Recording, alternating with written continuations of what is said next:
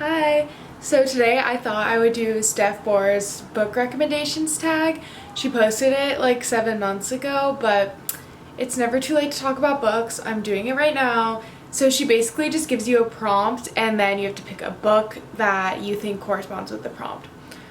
So I have it up on my phone. Let's just get into it. Okay, so number 1 is a book that you tell people is your favorite, and A Little Life is my favorite book. Tell everyone this is my favorite book. This follows Jude and 4 of his other friends from college. It just follows his whole life. There's a ton of really heavy topics in this, so definitely check the trigger warnings, but it essentially is just about his whole life and how his childhood trauma has impacted the rest of his life and his relationships around him, and it's so touching. It's the most beautiful book. It's really heavy, but I think it's so amazing, so this one is my favorite for sure.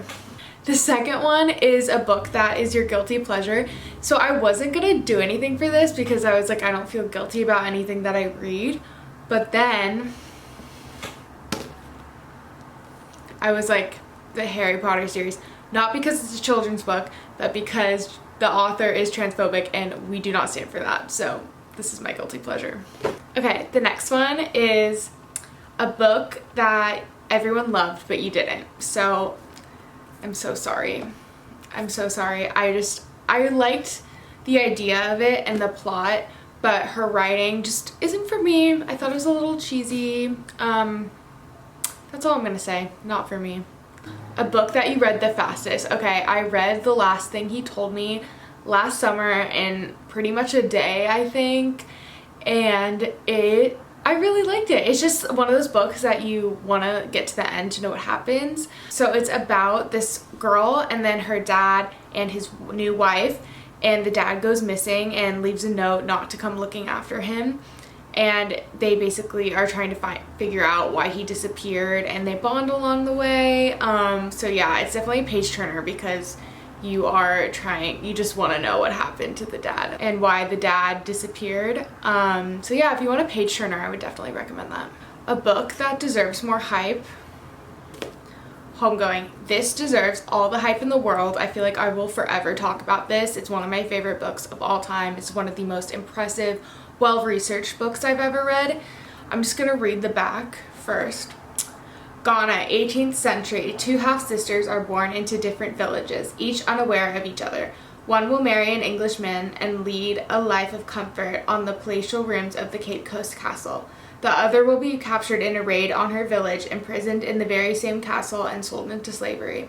Homegoing follows the parallel paths of these sisters and their descendants through 8 generations.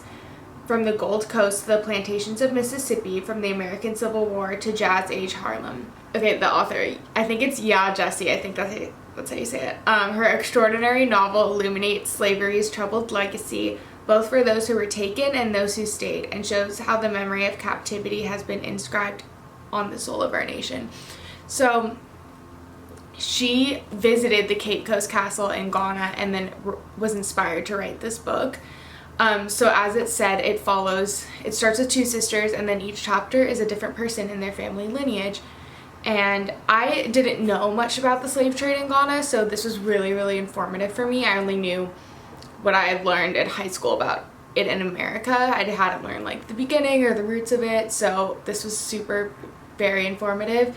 It's deeply personal, it's really graphic, but it's important because it actually happened.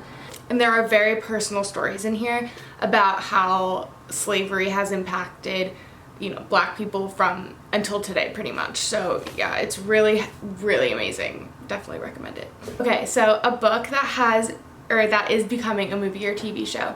So I'm gonna pick Lessons in Chemistry because it just came out a couple days ago and I haven't watched it yet, but I need to. Okay, so Lessons in Chemistry is about this woman chemist, Elizabeth Zott, who has faced just so much sexism and discrimination in the workplace, and she ends up doing this cooking show where on the cooking show she starts sending out these cryptic messages to women watching in America about feminism and education and chemistry, and she's also raising a daughter and has a dog. The dog's a huge part of it.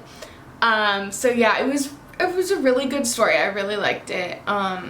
pretty easy to read, but with really good messaging. And I'm very excited to see the show. I need to do that very soon. Okay, the next one is a book that you have reread the most, and this is the only book I've ever reread, Perks of Being a Wallflower. I loved it in high school. I obviously saw the movie, and this year I was like, wow, I like really don't remember it, but I remember really loving it. And because it's so short, I reread it.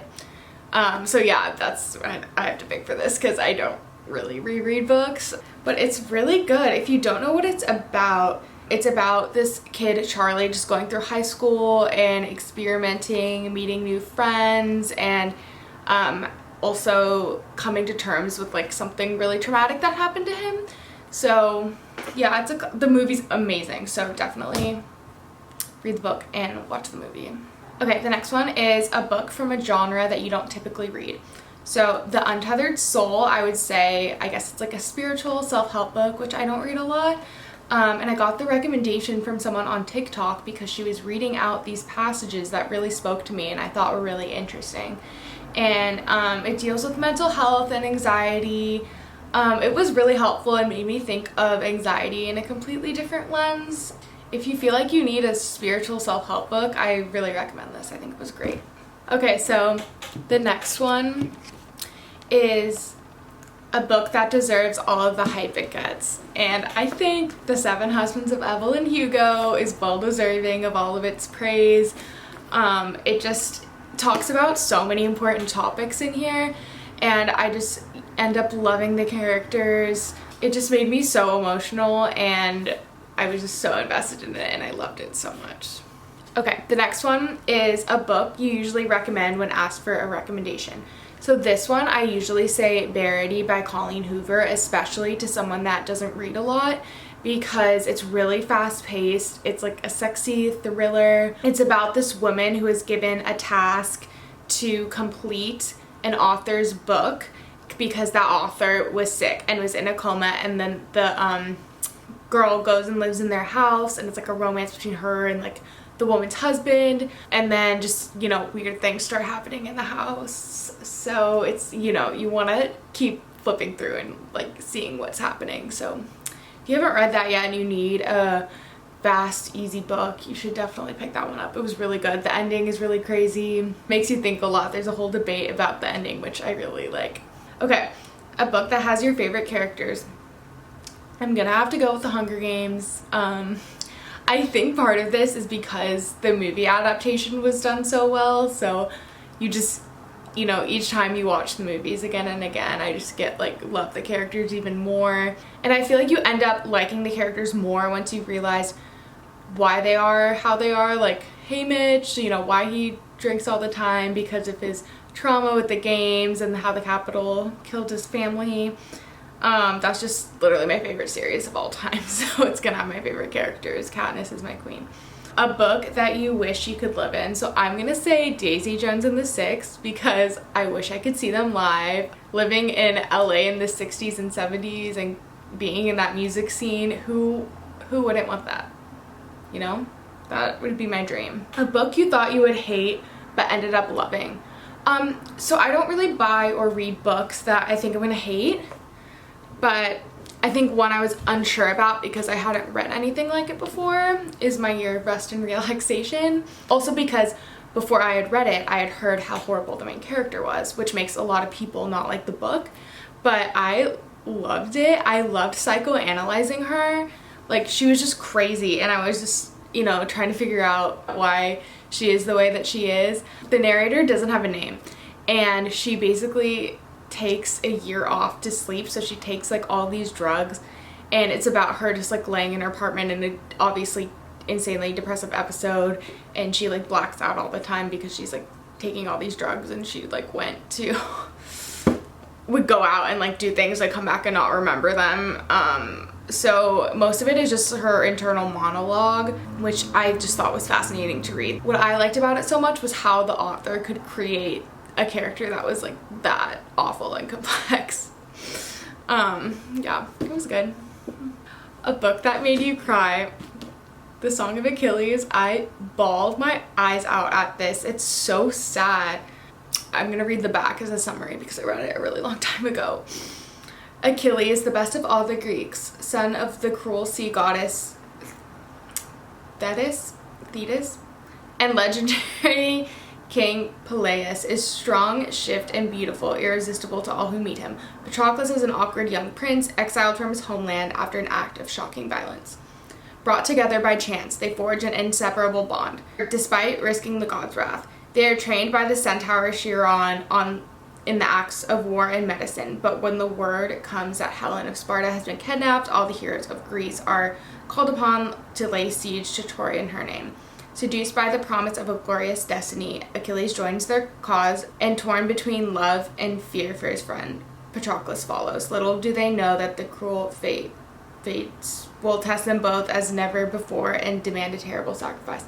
So it's a love story between Achilles and Patroclus while they're training for battle, which a lot of, like, I don't know, it might not sound like your cup of tea, but I thought it was very easy to read, really interesting.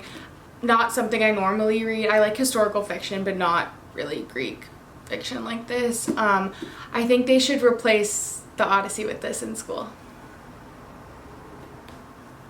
Yes. That's all I'm gonna say. Beautiful love story, very sad. Okay, a book that you wish you could read again for the first time. The Nightingale by Kristin is the best, actually the only World War II historical fiction I've ever read, but the best, because it's the only one, I guess.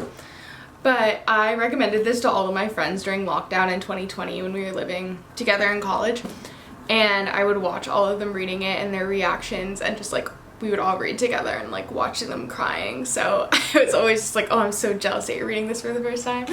The Nightingale tells the stories of two sisters separated by years and experience, by ideals, passion, and circumstance, each embarking on her own dangerous path toward survival, love, and freedom in German-occupied, war-torn France.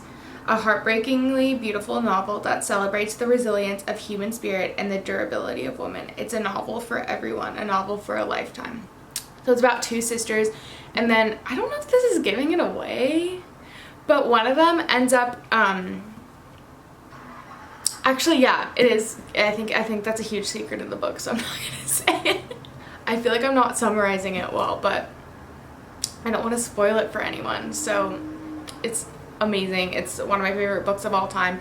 Even though it's really thick, it's really it's a quick read because I think it's a page turner. I just wanted to know what happened. It's written so well. It's really, really heavy.